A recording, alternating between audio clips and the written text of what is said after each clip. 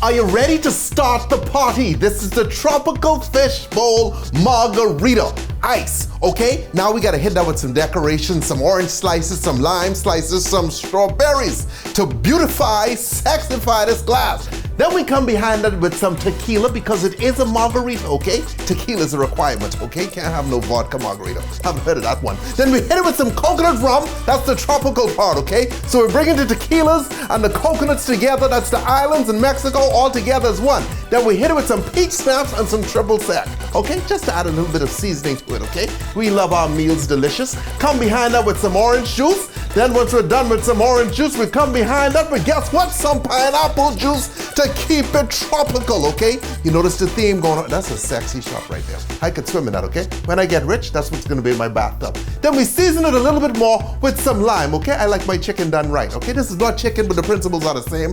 Pop a Corona, okay? Then we stick that in, and there you have it, the Tropical Fishbowl Margarita. Don't you want to party with me? Imagine walking around the club with that. Sexy.